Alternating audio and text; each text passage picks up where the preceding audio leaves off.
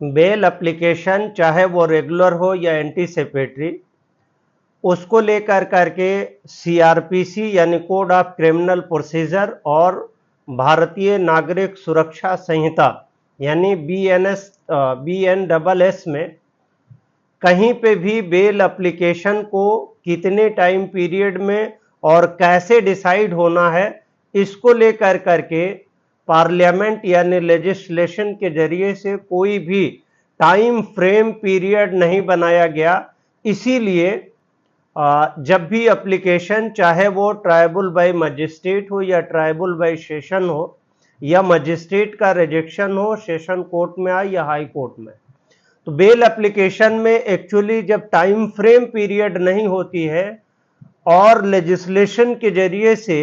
Enact करते हुए act में अगर टाइम बाउंड उसके एक्ट और रूल में प्रोवाइड नहीं है, तो ऐसी स्थिति में ट्रायल कोर्ट के प्रिसाइडिंग ऑफिसर्स या मजिस्ट्रेट या जजेस के जरिए से ये टाइम मिल जाता है और वो आर्गुमेंट को कंसीडर न करते हुए डे बाय डे, डेट पे डेट यानी टाइम पे टाइम बढ़ती चली जाती है।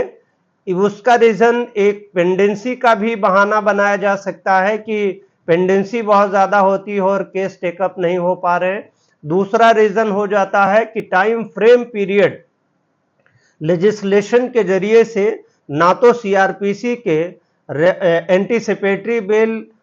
सेक्शन 438 सीआरपीसी में प्रोवाइड है और ना ही रेगुलर बेल यानी प्री बेल जो प्रोवाइड है वो 438 जिसको अग्रिम जमानत एंटीसिपेटरी कहते हैं, और रेगुलर बेल आफ्टर अरेस्ट जिसको पोस्ट बेल बोलेंगे, तो उसमें भी 439 सीआरपीसी में कहीं पे भी ये प्रोवाइड नहीं किया गया। इसी तरीके से सीआरपीसी को जो सुपर रिप्लेस किया गया 531 BNSS से, उसमें भी कहीं पे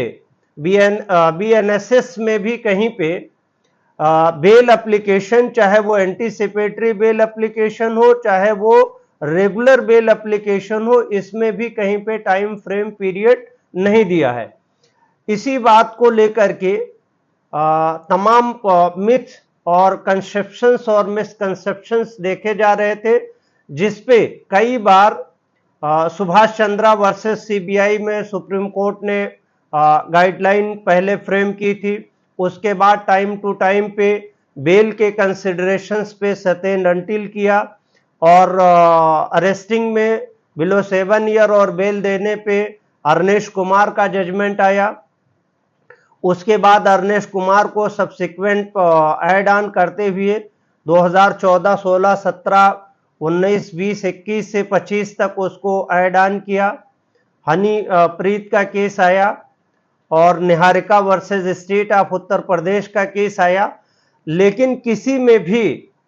टाइम बाउंड और फ्रेम मैनर में बेल डिसाइड करने का कोई प्रोविजन नहीं दिया गया था। Subsequently supreme court of India ने तमाम ओवरऑल फैक्ट और सरकमस्टांस को कंसीडर करते हुए और आर्टिकल 21 कॉन्स्टिट्यूशन ऑफ इंडिया में क्योंकि लाइफ एंड लिबर्टी और डिग्निटी का वर्ड डिफाइन किया है, लगातार इसका एक्सटेंशन आर्टिकल 21 को कई बार सुप्रीम कोर्ट ने एक्सटेंड किया, जैसे राइट टू फ्री एजुकेशन में एक्सटेंड किया, इन्वेस्टिगेशंस के लिबर्टीज में किया, और इसी तरीके से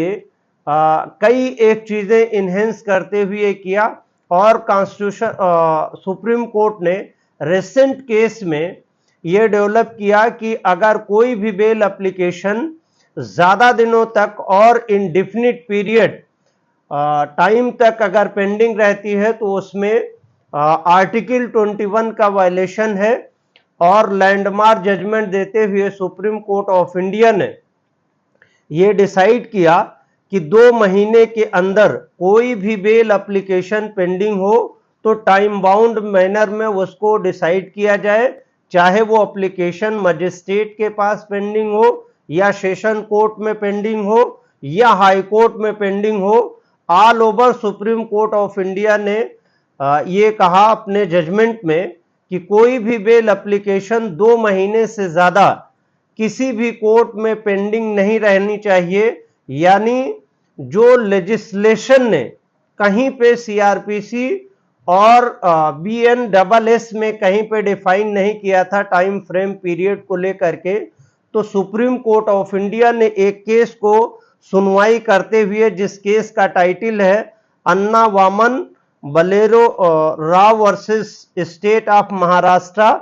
जिसका special leave petition criminal number 1112/2025 और डायरी नंबर है 40804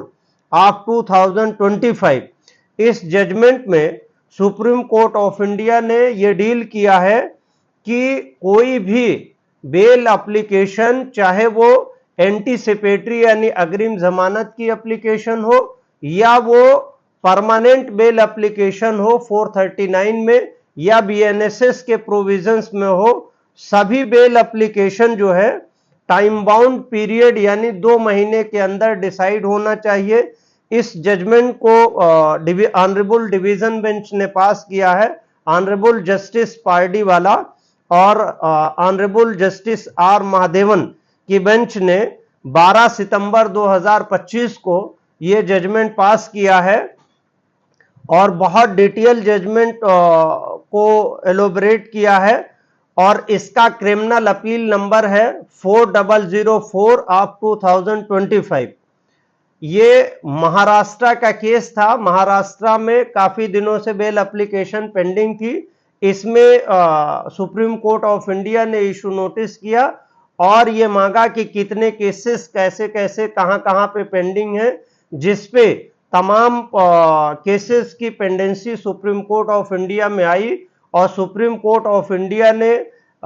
तमाम बेल एप्लीकेशंस की पेंडेंसी को देखते हुए एक गाइडलाइन फ्रेम किया है। यानी एक हिसाब से जनरल सर्कुलर पास किया गया आर्टिकल 142 कॉन्स्टिट्यूशन ऑफ इंडिया का एक्सरसाइज करते हुए, और ये एक लैंडमार्क जजमेंट है। और अभी तक इससे पहले जितने भी बेल पे जजमेंट थे और किसी भी जजमेंट में इतना clear cut time bound manner में नहीं कहा गया, तो लेजिस्लेशन के जरिए से जो फिक्स टाइम पीरियड नहीं था उसको सुप्रीम कोर्ट ऑफ इंडिया ने क्रिमिनल अपील नंबर 4004 ऑफ 2025 में डील करते हुए कहा कि कोई भी बेल एप्लीकेशन 2 महीने के अंदर उसे डिसाइड हो जाना चाहिए।